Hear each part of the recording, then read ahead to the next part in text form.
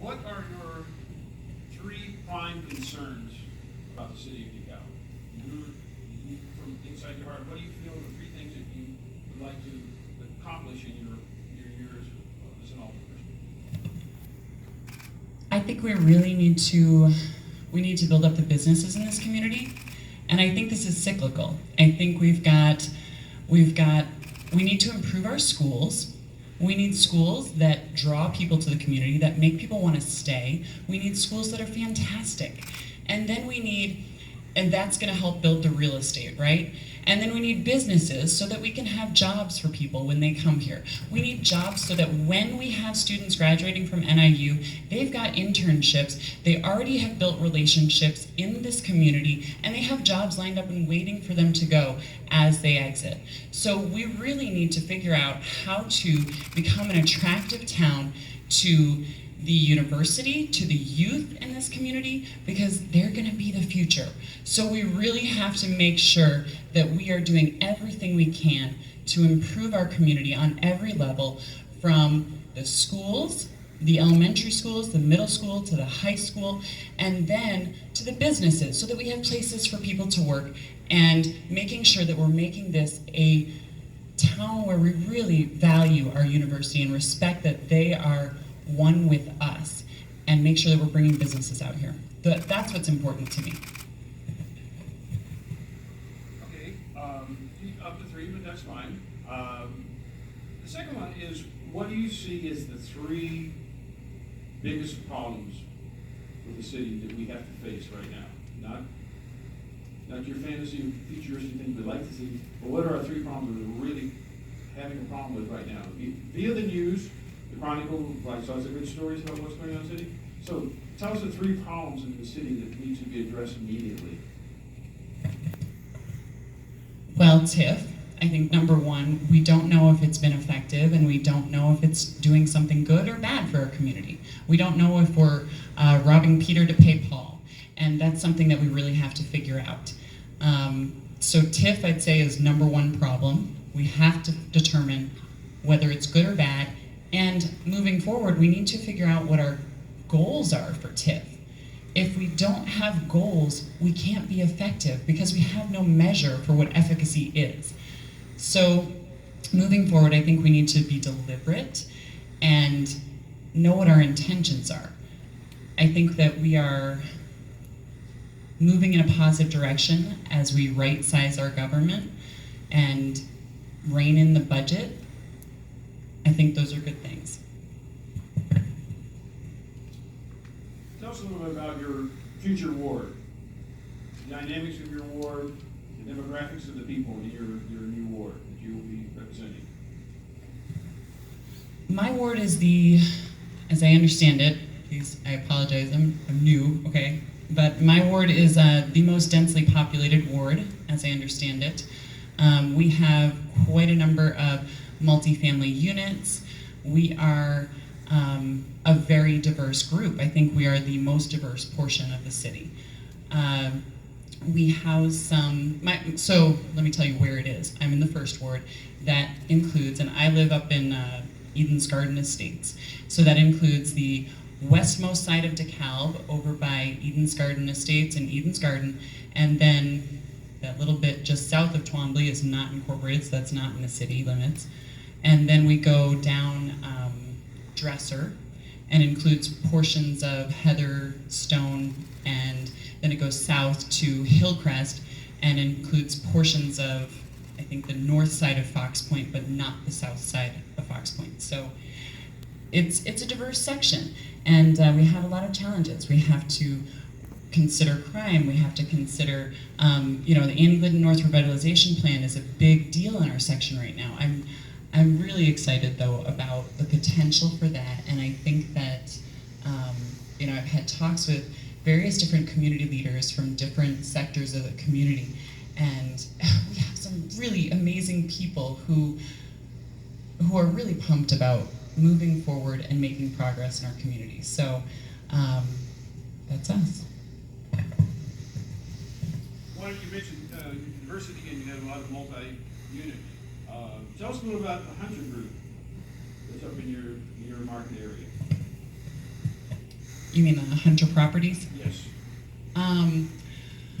Well, as I understand it, and I haven't spoken with the city attorney about this, but I understand that Hunter Properties has a number of lawsuits out against them.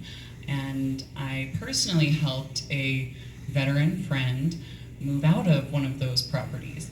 And it was deplorable. It was heartbreaking to see he was being evicted.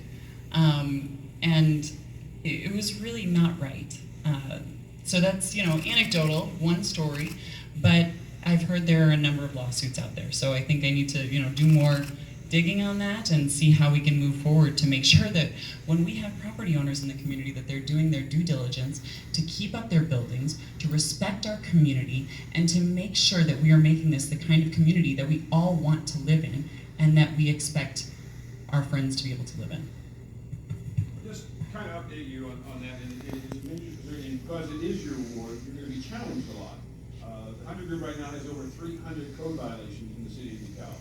They also have $150,000 in fines that they have established right now.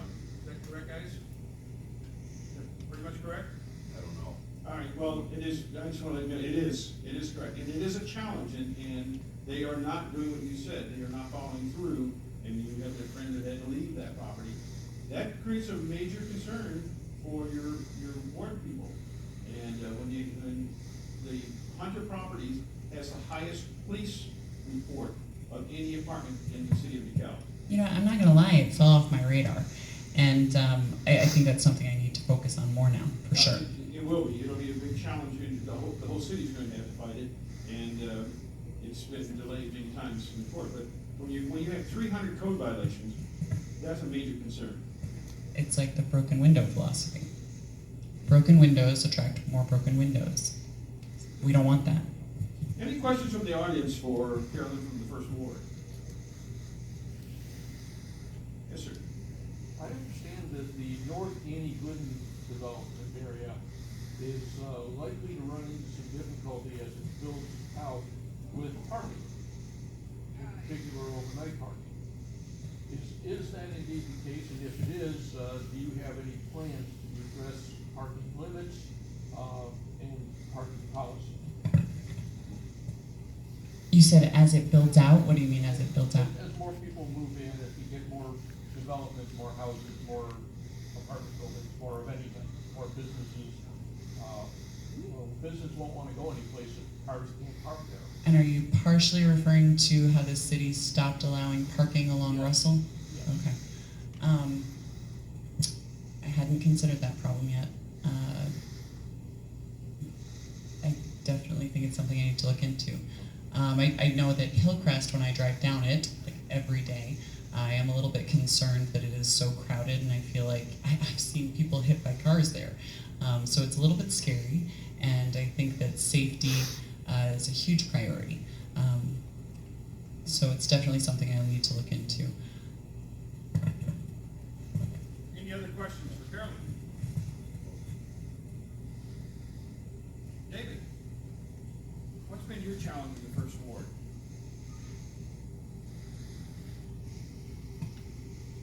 Amongst others, safety obviously is a major concern to attract quality tenants into the neighborhood. And I think safety, while we've done some initiatives like the parking initiative, while we've done some policing, co-policing, especially with Northern, I guess my question would be, what plans and what focus would you have on creating a safe, attractive neighborhood for good tenants to want to move there? And residents, good tenants and residents to want to move there.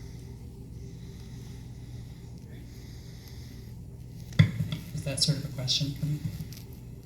Well, Yeah, we definitely want to make it a place that we want good tenants to come to, and certainly having 300 code violations in the ward makes it an unattractive place for good tenants to come.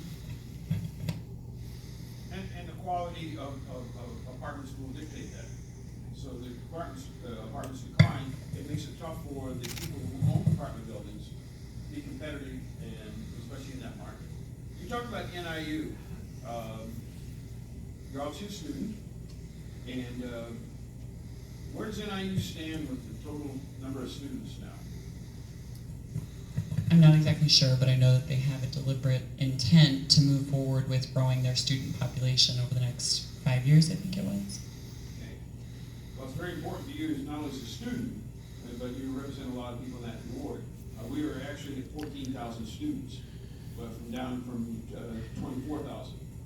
And if you take 10,000 students out of a population of ours, it becomes a major financial challenge. Economically for everybody, for the apartment owners, the store. As we all know, at one time we had 8 college bars and restaurants. We now have 2. I'm absolutely heartbroken over O'Leary's leaving and talks of sale of Hillside and Eduardo. So I definitely think that if we can work hard to make this a more attractive town for youth, that we can continue to grow that population. I think we really need to consider, as we make every decision, who this is going to benefit and who's going to be attracted to these ideas. So, but continuing on with that, the understanding that you said the president does want to have a new initiative, 3,000 more students in the next 5 years. What were those students? right, the demographics were diverse, and I don't think there's anything wrong with that. But they're internet students, they're not on-campus students. Oh, I hear what you're saying. Okay, so there's another problem. We deal with the real estate and the economics. That affects the city quite heavily. And again, I think it's So you're saying that it would be much better if we were trying to attract not online students, but rather certainly in-person students. Obviously, we want to do both, right? Correct. But a portion of her goal, was it only 3,000? 3,000 internet students, online students. And that's a great aspiration, there's no question. But my big concern is taking those 10,000 less students that we do not have on this campus, and each student spent $2,000 a school year on pizza and toothpaste and beer. That's $20 million that doesn't live in our community.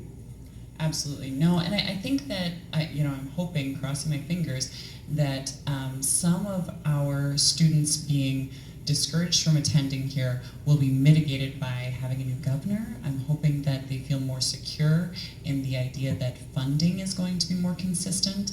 And I think that, although 3,000 online students are not quite what we want, there's still going to be benefits in that we can employ professors, we can employ people at the university, and it's still going to be money coming into the university to sustain it, and that money may allow them to work harder at getting people to actually physically come too. So I think there are lots of physical things that we can do to this community to make it more attractive. And I don't want to dog on anybody or be negative about this, but we decided to cut back on the snow removal, and we've got students trying to walk all over downtown and right on between Normal and Annie Glidden, right on Lincoln Highway, a whole strip there of business fronts that are covered in snow. And I understand we've had a lot of snow, and I understand I was not perfect about shoveling my own sidewalks, okay? But when we have students who are trying to get around campus, and we've got the corner of Lincoln Highway and Annie Glidden covered in snow, and it's horrible, it's ridiculous. We can't expect people to want to come here when they see that. Okay. And it's good, and you will probably be the biggest challenge, as David was with the student, Mr. Jacobson had, you worked with the fraternity, so you were involved with the students. And that's going to be a big part of your role. You're going to have to increase that dynamic and step out of your role as Alderman, but as a student and work with the president. Because we have to change that dynamic. There's an old cliche in our business, as northern goes, does the City of DeKalb. And when you take all those numbers, and 10,000 less students who would have lived in a dorm or would have lived in an apartment building, with a $5,000 a year rent room fee, that's $50 million that does not live in our community. So at 50 and 20, we're at $70 million that has affected our community and why we have less stores, why we have less. So it's going to be that dynamic that you're going to have to approach in order to make that work. and they're gonna have to grow with this. Absolutely. It I'm not hurts trying to bad. lecture, I'm really passionate about NIU. because- No, I agree. It So- hurts us badly, and we really have to increase that student population. I think that them students being able to depend on funding for the university is going to be reassuring first step, obviously. But I think certainly I need to work hand in hand with the university to make sure that we're doing everything we can to make this an attractive town for them. Make sure we're listening to them and hearing from them. You know, what is this town lacking, and why are you going back home every weekend? Are there not enough, laundry units? I don't know. You need to go to mom's. But I'm just saying, what can we do to make this a better place? If it's not fun enough, if it's not, they need to be able to build communities. I understand we have a large commuter student population, and that's a big reason. A lot of the reason that students can't invest in the community like we would hope, they don't have the opportunity to do volunteer work, they don't have the opportunity to stick around, they don't have the opportunity to do after school activities as much as we might hope at the university, because they are just trying to get by. They are working themselves to the bone, doing 40 hours of work a week to make it through school. The students I see are working so hard, it really melts my heart. I don't know. Last thing, and this is something for you to ponder. How do you think Illinois ranks with students leaving our state for education? Of all 50 states, where does Illinois rank with our students leaving the state for college? I don't know, but I've heard that we've been losing lots of students. We are number one in the United States for students leaving our town, our state. So it's again, another challenge that needs to be done. And you talk about state legislature, it's going to be very imperative that they work with the universities to allow in-state tuition for out-of-state students, which what they're doing in other states right now. So these are things that we have to look at, because they do compare that on the outside. And when you go talk to a counselor at a suburban high school, they're going to tell you you don't want to go to Northern. Yeah, having come from, so before I lived in DeKalb, I got out of the Marine Corps, and my family and I settled in Champaign for my spouse to go to school there. And I started a charity there, and I was able to find lots of volunteers. I was able to find volunteer organizations, but I could see very quickly after coming to NIU what the difference was between the two towns. And I don't, it's not polite to compare, okay, but there is a significant difference in the two towns, because the students who are here are students that are both commuter students and working full-time to put themselves through school. They don't have the opportunity to go to school for free. And a lot of the students down in, in my experience down in Champaign, their school was being paid for. So that gave them free time in the evenings to work on internships and to get more involved in their campus community and to spend money around town rather than working around town. So it's a different dynamic, and we have to figure out how to support our students better. If we can support them getting an education better and make it so they don't have to work so hard, then maybe they could spend some time spending some money instead of earning it. And again, I think for all the candidates, and for David, who's been on the council for 2 terms, there's a lot of homework. And a lot of homework for all the new people out there in there, and even the returning candidates. What we're going to have you do is give you the last 2 minutes at the end, so that everybody else, you get a chance to have some water and relax. But again, any other questions for? Yes, sir. You mentioned Eden's Gate, which I guess is great, and it's nice that you're in there, and it's a nice neighborhood. It doesn't connect very well with much of the rest of the city. There's Quambly Road and not much else. It doesn't have sidewalks. It doesn't have bike lanes. It doesn't have much of anything. So what would you think of bike lanes? And there's new kinds of vehicles coming out, powered bicycles, with electric power, with gas power, scooters that have little motors built into them. How could you regulate all of that and get it to work so that it becomes a city which, compared against Champaign, you have bike lanes, you have just about any form of transportation already dealt with? You're absolutely right. So, instantly, I have children at Brooks, and I live so close, and we're a very active family, and we wanted to ride bikes to school. but we can only get about halfway down Twombly before before the sidewalk ends. And when I want to bike to school, I still do it, but it's not a wise choice, because when I want to bike to school, I'm biking from there to NIU, and there's not even a ramp up on the sidewalk. So I go down Twombly, I no longer have a sidewalk, I'm on gravel on the side, trying to make sure no one's killing me, and then I have to try to jump the curb or go up the dirt and, go over the grass and then, drive on the wrong side of the road. It's a mess. You're absolutely right. And we've got the public health department that's just, north on Annie Glidden over there that people are walking to all the time. But it goes hand in hand with the idea of actually clearing our sidewalks, because, the sidewalks only work 50% of the time if they're not cleared the other 50% of the time. So it's both. We need to make a little bit of pavement that can get us to the public health department, that can get us to the high school, because I see kids walking all the time to the high school from Twombly, from Eden's Garden. The kid misses the bus, it's close enough to walk, so they're gonna walk. And they do, and they're walking in the street. And the same thing up on Dresser. We have no sidewalk there, and all the way to Brooks, there's no sidewalk. And we could easily get there if there was a sidewalk. Any other final question? Thank you, Carolyn, and give you a chance to breathe here. We'll go with Stephen.